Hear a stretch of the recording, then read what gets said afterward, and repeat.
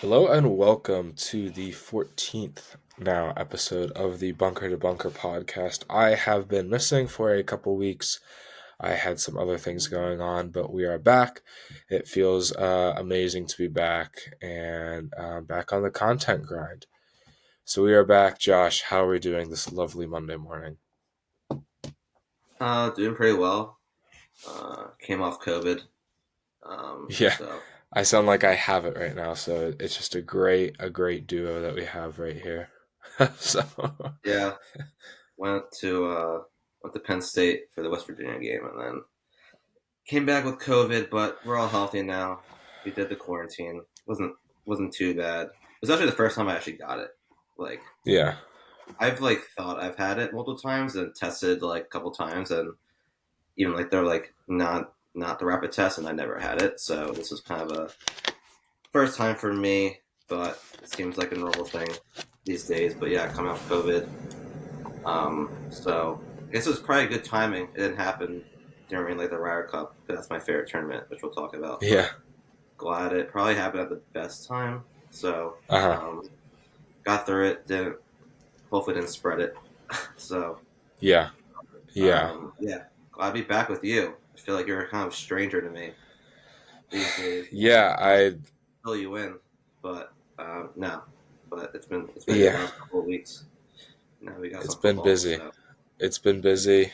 But yeah, it's on to bigger things and the more important things right now is in 2 odd weeks there'll be arguably the greatest golf tournament outside of probably the Masters and maybe the US Open, I think.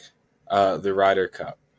Taking place in Rome, Italy. I will be there Thursday and Sunday.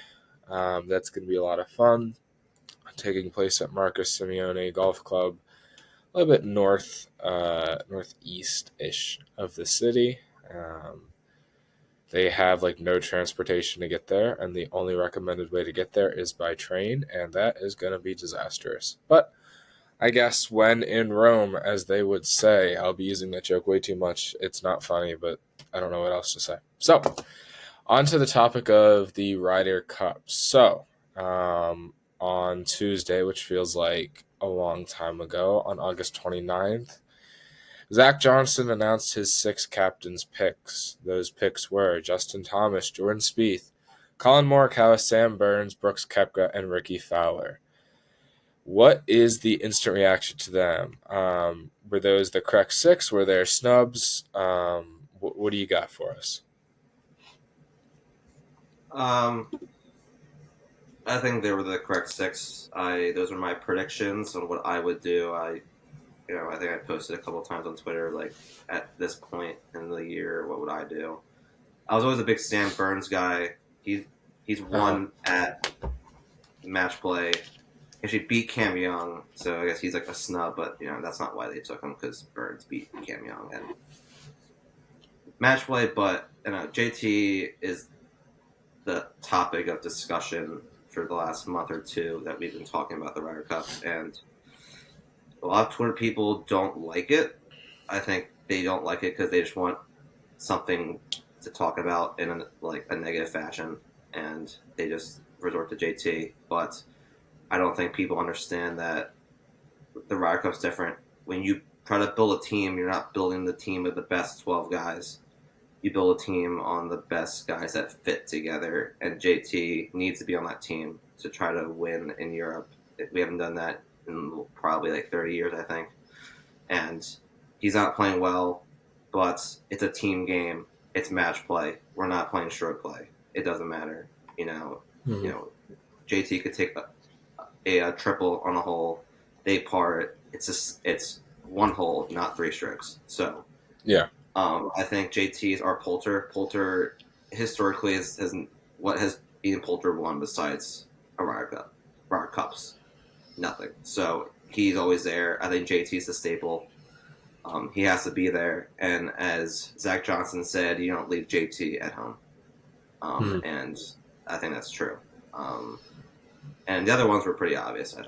I thought that I guess you could have taken Keegan or Cam Young over Burns. I feel like at that point you're just picking out of a hat and seeing which one plays well. But clearly, Scheffler and other people want to stand Burns on the team. That's why Burns is on the team. But he makes putts, and you Mhm. got to make putts in these to win. So they're deep. They're stacked with talent over the Europeans. But I don't think you can really go wrong with these. Not surprised at all with it, but that's just my reaction.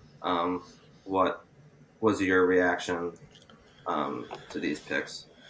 Yeah, I mean, I do agree that the team is stacked. It does seem like it's the deepest team they've put out. That's coming off of the absolute demolition that was the 2020 or 2021 Ryder Cup, whatever fancy word you want to call it, out in Whistling Straits. But it's interesting. Right before we came on air here, just taking a look at the line on DraftKings or on any sports book you have, and the U.S. has come down in terms of their likelihood of winning, favoritism, whatever you want to call it.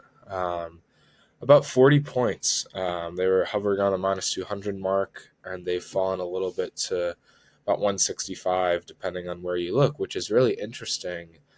And I can't really figure out why that is necessarily the case. I mean, if you kind of compare the two, the USA team and the Europe team and the captain's picks, it seems like, I mean, if you just do a direct comparison, okay, if you had, the number one captain's pick playing the number one captain's pick of Europe, and you just go down the list, it seems like the U.S. would at least have an advantage in terms of potentially winning matches like 4-2, 4 wins, 2 losses. So it's kind of puzzling to see that, but again, as you said, the U.S. hasn't won on European soil in 30 something years or some crazy long amount. So it's obviously warranted, but it seems like a very um, positive like team environment going into all this. So yeah, I mean, all the talk will be about JT. It'll always be about JT, but I'll just keep it short and sweet. I agree with you.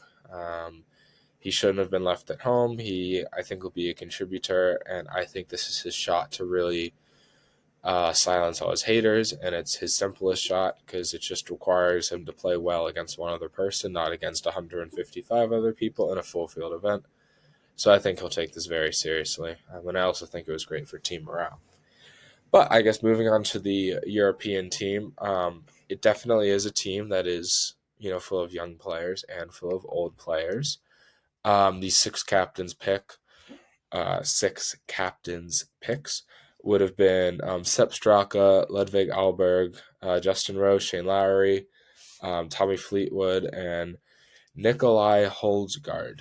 And that was kind of the shocker right there, was picking him over Adrian Renonk, who was a previous winner at Marco Simeone. A little bit of a shock, but any instant reactions to those six?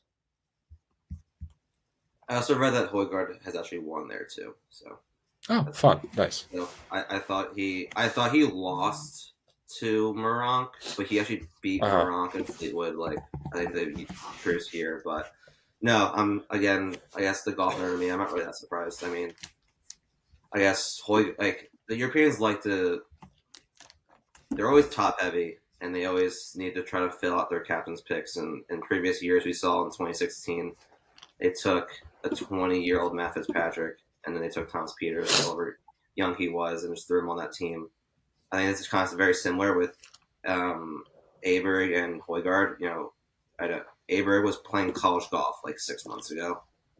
He hasn't played in a major, as everyone on Twitter is talking about, and he won the European Masters just the day before they announced the picks.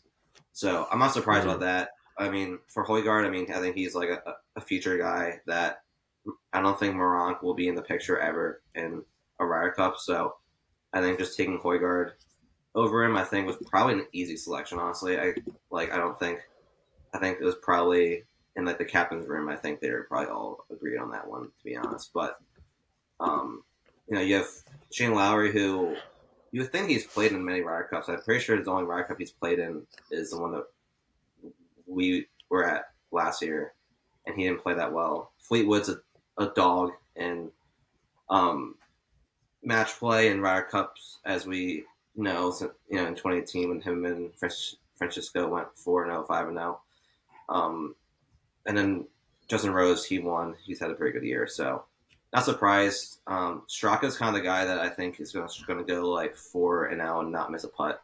He's kind of the guy that I think is going to sleep and make putts. So not surprised, as you said, it's kind of weak, but the Europeans just find a way to win on their own Yeah. home soil. So, as you said, you're surprised, or you are surprised by that number. If I'm a betting man, and I'm not, I'm not going to bet on Europe because I want Team USA to win. But I don't know how you bet on Team USA at minus odds. Like it would have to get to like even odds for me to even think about betting us. But Hmm. that's just my kind of reaction to like the European side of the thing. Yeah, it's it, it is a weird one because, as I said, on paper it makes sense, for the USA to go in and potentially dominate, but we all know it's not that simple. Nothing is ever simple in the world of sports. So, again, we're not saying like it's simple at all, but the writing's on the wall for how it needs to be done. But that's not how sports works. Or if it did, then they wouldn't be as entertaining as they are. So, it's shaping up to be a lot of fun. I mean, it should be a very difficult layout. I believe the fans, everyone there. It's gonna be a good one. I'm really So looking what forward to it. So what I've heard about the course, I haven't really done any course research yet on it. I still have to do that. But what No Layup has said is that it's like a really really hard walk, just Uh huh. like Whistling Straits was. Like I think, well, at least for us, DJ, I think is the only one that played all five. But I Uh don't huh. think I don't think anyone will probably. I think their plan is probably no one will play all five. Obviously, if like Scheffler, Burns gets hot, Cantlay and Xander, we need them to play well. They can get hot. They can play all five. But what I've heard, I guess you will be on site to actually, as a fan, to walk the course, is that I heard it's a hard walk. So I guess Yeah. that might favor us if, because we're deeper, more talented than them, that, who knows, Luke Donald may need to put, Hovland, Rahm, Rory, guess like Fitzpatrick, Fleetwood, if those are like their top five guys, Hatton, like they might have to play five times. So I think a little bit advantage to that, but I don't think that's really a big advantage because we're not on home soil. But I guess you'll experience that, front hand.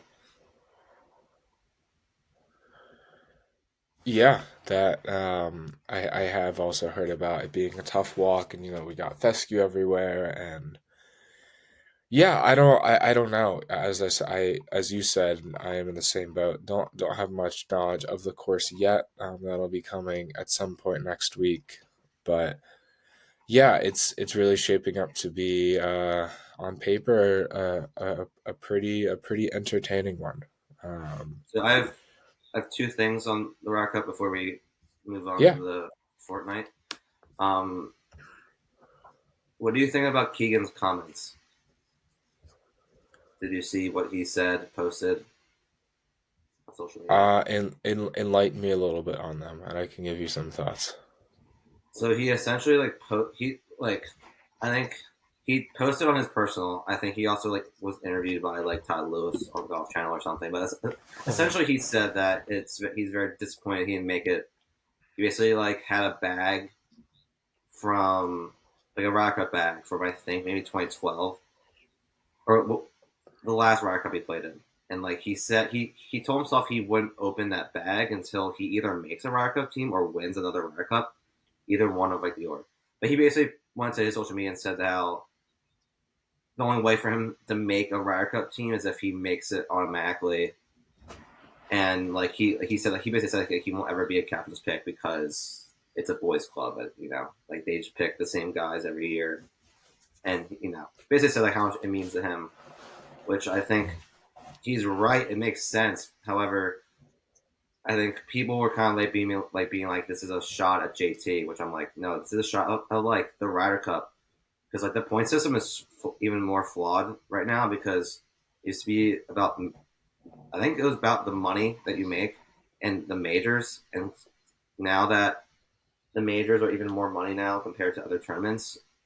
Harman Clark win one tournament, or at least Harman did, and he makes it. So I don't know if you saw that. I made like a short about it, but Yeah, yeah, yeah, he yeah. gives I did. It's it's kind of interesting because it feels like you're always gonna have that one person who was snubbed or who was disqualified, whatever you want to say, and they will speak out, and there's always gonna be controversy surrounding one person.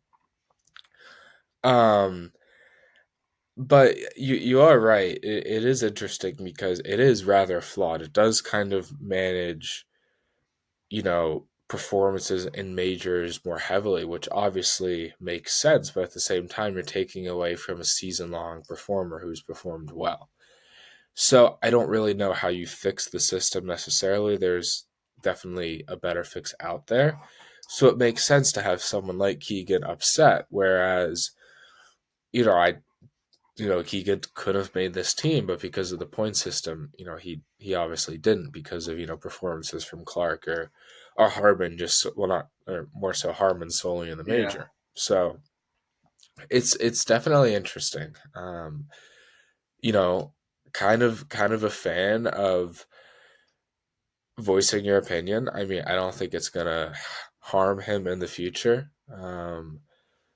Just kind of let that be known, let it get out there, and then just come back in 2025 as hungry as ever and use it as motivation. I'd probably yeah. think that's kind of how things would go with it. I mean, yeah. I mean, he's right, but that's life. Yeah. Like that's like yeah, life's not fair. But Keegan's a good guy. I don't think anyone's like. I'm sure it's probably between Keegan and Sam Burns. Honestly, I don't understand the Cam Young hype. Guy has not. He did nothing last year. Okay, Uh like huh. he finished well at like the Masters and like the other major. Like who cares? Guy hasn't even won on Yeah. tour yet. So Yeah. let's take a hard pass on him. And like he hits he hits it far. Cool, whatever. But I have another theory. I don't know if you saw my Uh huh. tweet about the blue hats and the white hats, but you saw a picture. So the Team USA went to Marco Simone to do a little scouting trip um, before some of them play at the Fortnite, and then go on to go back to Rome and play. Um, the notables that weren't there were Spieth. I think he's having his kids soon, and Cantlay and Xander, who weren't there for personal reasons. I think they're too lazy to get up and go to Rome, honestly. But they had a picture on I think I think probably like the first hole, and it's the captains and all the players, um, and just all together taking a picture. But if you actually look closely, they're all wearing different hats. You have so Zach Johnson's wearing this like tie dye hat, which no one else is wearing. So I think that's him as the captain, and everyone else is wearing white or blue hats. Two captains are wearing blue hats. Two captains are wearing white hats. Um, the guys who are wearing blue hats are Fowler, Thomas, Kepka, Clark, Morikawa. The white hats are Scheffler, Homa, Burns, Harmon. So I think that there's the whole like pod system as Paul Azinger did. And I think there's two pods of six. I think Spieth is a blue hat with Thompson, Fowler, and Morikawa, Kepka, and Clark. And then Cantlay and Xander are with the white hats. The only argument against this theory of mine, which I think I'm right, is that you might think that Homa and Morikawa play together because they're both Cal guys, both are friends pretty visibly off the course. They played at the Zurich but didn't play well, so that's the only argument against it. But when you see like Scheffler and Burns have white hats and there's two guys left off there for Cantlay and Xander, and then JT Fowler have a blue hat, which Spieth isn't there, and then need one more for that blue hat. I think they're going with the blue hat, white hat pod groups, and I think they're just trying to send a little sign to Team Europe. That's my theory. We've heard it here first. That is Yeah. very interesting, and you're probably right. I did the Brian Windhorst tweet. I was like, Uh huh. why are Oh Why my are gosh. current captain and players wearing blue hats and white hats? Uh-huh. Which I think is right. I'm going Oh, to retweet it again and ask some other golf analysts if they think yeah. that this is a theory, because I've been sleeping on this for days since this news came out. So The I might world has be stopped in. until this theory gets answered. You never know. You Yeah, I never mean, know. some think I'm a fashion guy, so this could be just what I think the fashion statement is.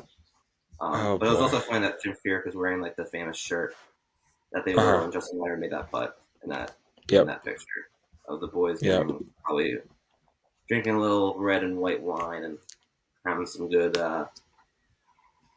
Rome cuisine. So Yeah, yeah. I don't have any words. That is such a fascinating theory. And kind of I don't know, find those storylines because you can just latch onto them and go with it. you can't find But these storylines anywhere else but Bunker to Bunker you got podcast. it. You got it. On Come to Bunker to us Bunker. for all your news needs. For anything you need, we can do it. So yeah. All right. You want to talk about the Fortnite a little bit? Fortnite. Fortinet, Fortnite. Fortnite. Fortnite. Um, they're playing California at the Silverado Resort and Spa North. Of course, Max Homa is the two-time defending champion. He's won back-to-back years. I think this is a course where it is a little bit of a birdie fest. I think you just need to keep the ball straight and in play. I think driving is important here. I think approach play obviously travels anywhere, and I think here with the amount of birdies you have to make, you got to make some putts. So I know last year was kind of bad weather conditions, so I think the scoring will probably be higher, always better this year. But you have Homa and JT, Zach Johnson, and Stuart Sink of the Ryder Cup traveling here, so interesting nuggets there. So I think if you keep hit well off the tee, hit some good approaches, and you have to make some putts. I think that's kind of the winning formula here uh, at in Napa Valley. So um, it's I'll ask you this question before we go in to some people, but what do you want to see from JT at the Fortnite? I know he's gonna have a lot of pressure, especially with DJ playing and Stuart Sink there, who's a assistant captain. But what do you want to see from him this week, like his play? He doesn't need to show me anything. And I feel like that might be the unpopular opinion where I actually do not care how he plays this week before the Ryder Cup. It only matters when he plays at the Ryder Cup. So, you probably saw the video of him with pool noodles and doing all this stuff and, all this, who knows what's going on with him trying to find his swing. But as we talked about earlier, this is not a stroke play event. This is not I need to go out and beat X number of golfers. It's I need to go out and beat either the team of two or the team of one in front of me. Right. And that's Mm-hmm. all I need to worry about. So I actually don't care. I don't really think there's really any expectation for him to, oh, you need to go get a top 20 or need to go do this. I actually think it's pretty just, hey, if you screw around and miss the cut, okay, well, it's competitive golf. It's better than none. So I don't see how Yeah. there's any expectations for his performance. Yeah. I mean, obviously with talking about this week and trying to handicap this week. I mean, JT I think will probably be the second favorite behind Homa, and we all know he's not playing to his standard. He's known for his ball striking and his iron play, which have been below par to his standards. But you know, the good news about JT, if there's any reason to bet him this week, which I'm not, is that he has good course history. He has three straight top eight finishes, so this course does fit his eye in some aspect. Um, so he's lost. I think his last five tournaments, he's lost strokes by approach, which that was feels like moons ago that he played. But you know, if there's any reason to play him, he's played well here at this course. I don't know how you can get at this number, but if you want to have fun and a little sweat, maybe put some shekels on JT. But that's just my opinion. Do you want to talk about the two-time champ who could make it three times in a row of Max Homa, Mr. King of California? Yeah, the two-time champion who will probably not make it three times in a row, but for the storyline, let's hope. Um, Absolutely electric finish last year, 2022. Just to recap, he's down by one to Danny Willett. Going into the 18th hole, which was a par five, he hit his approach into the greenside bunker, chunked it, and then chipped it in. Willett hit his second shot, had an eagle putt for about 5 feet, raced it by, missed the birdie putt, and all of a sudden, Homa is the two-time champion. I don't know how you can get more electric than that, and well, maybe he can do that for the three-time champion. I don't know, hit it off the flag stick or something and dunk it in, make it more fun. But yeah, I mean, he's a horse for the course here. He probably stellar history. In terms of his play, six straight top 20s. He averages gaining 0.78 strokes here per round, which is crazy to think about. Um, let's see what else. Yeah, I mean, just gaining strokes with the putter in a course that requires you to make putts, because it's probably gonna be a little bit close to a birdie fest, is kind of the recipe here. So yeah, again, another great play going into here, but I feel like the odds might be too short. But you never know. I actually bet him last year, and that was electric to watch. That must have been Willett awesome. just pull like an average golfer move, just three putting, and like I think his second putt, like one of his putts, like wasn't even close. I think both of them like weren't like I think off the putter you're like this is not going in. Yeah. From Will, who I think is historically known as a decent putter. Uh But huh. I'm like, I was trying to look back at the year of my golf betting, and I totally forgot I had that bet because that's like I grouped that in like the 2023 betting because like Uh Tour huh. Championship is kind of like the Yeah. ending, Yeah. and like I just was trying to think like where that ranks, and I think it has to be like top three for like the way that it ended. I think my favorite bet was probably like Hovland winning the Tour Championship because I was actually there and Yeah. was like walked him for 9 holes with tracking Hovland, and then I was like, he's going to win. Uh huh. So that's probably like my favorite one. But no, yeah, Homer winning. Um, that's that's I guess my like maybe that's my new golf tradition, just betting home at the Fortnite, which the par my take people will talk about this week, I'm sure, today. But yeah, those are Homa and JT, who are the two favorites. Let's just run through some sleepers quickly. Yeah. My favorite sleeper, who recently just got on one knee, is Akshay Bhatia. Just proposed to his part-time caddy girlfriend. So Uh huh. congrats on that. Probably one of the best ball strikers in this weak field. He's gained strokes off the tee, eight straight, and eight out of 10 gained strokes with approach. His putter is just really inconsistent. However, he finished your T9 and gained around three strokes with the flat six. So the path is, you know, keep hitting it close and hope you get a hot putter. And I think I don't know how you feel about him proposing to his girlfriend being engaged, but I think this could give him some energy to win their first as I guess engaged couple. And I think he can do it in this weak limited field. I'm with it. I'm all for it. Engaging in Napa or getting engaged in Napa Valley doesn't sound like the worst thing ever. So I'm all for it. Yeah, yeah, not bad. You want to run through our other sleeper Well, you quickly? you took you took the exciting one, so I guess I have to talk about Brendan Todd, who I guess is exciting, but obviously I'd rather talk about Akshay. But yeah, Brendan Todd has gained an impressive 1.12 strokes at this tournament, which is very impressive. Great course history as well. He is the definition of an elite wedge player. He's not long, but he hits it straight. He hits it accurate. And yeah, he played well last year with a tied ninth and a top 10 finish. So it makes sense, and we expect him to continue his good play here. So that would be another sleeper to talk about. But I guess one other thing to dive into would be so on the DP World Tour this week, it's the BMW PGA Championship. and the entire European Ryder Cup team is playing in it, which is really interesting to kind of see them all go out, get that competitive golf in, and I presumably would say develop some team chemistry in playing the same event and being around each other in a competitive environment. So I'm curious, do you think that'll have any effect on how they play as a team in a couple weeks?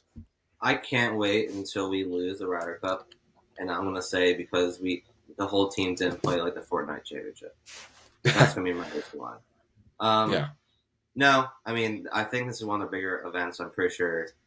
Like I think it's like one of like the strongest fields that the DP World Tour gets. I know that Uh-huh. like I think Tom Kim and like Adam Scott, I think Midwood League's also playing it too. So like no, I don't think this has to do with anything with like the Ryder Cup. I think probably like I guess maybe like Aberg and Højgaard who, well I guess Højgaard would play in it anyway because he's primarily on like Uh-huh. the DP World Tour. But no, I don't think this really means anything. Um, I think maybe it could help. Maybe the DP World Tour like pairs like Aberg with Hovland or like Rom or and like try to put them to play together. Maybe that does anything, but no, I think like the Rock Cup's just a different breed of emotion and play and camaraderie and culture and leadership. I guess I could go on about it. So I think it's just two different nuggets. I guess that for them, I guess like it's kind of weird for them because I guess they're more a group that doesn't all hang together. At least with us, Uh-huh. like everyone sees each other each week besides I guess Burke Kepka because he's on live. But they all like live in the same area, so Yeah. I know I don't think it really means anything. I guess like I know Shane Lowry's like the defending champion. He hasn't really been in great form, so I guess it's kind of like the fortnight that I guess people are trying to look at, see what JT and Homa do this week, and it'll be interesting to see if like Aberg, if I guess if Aberg or like Højgaard like win this week, I think like the hype goes around Team Europe. I feel like Uh-huh. all eyes are on us. Like all like the entire eyes are on JT, which is I think is unfair, but well warranted, I guess. Yeah. But this happens every year. Like we drive the storylines, and then Team Europe just comes under us. No one sees them coming, and then they just dagger. So we'll see. That's I how it don't. works. Yeah. Yeah. So Yep. So, I'll. yeah. Any last thoughts before we wrap it up here?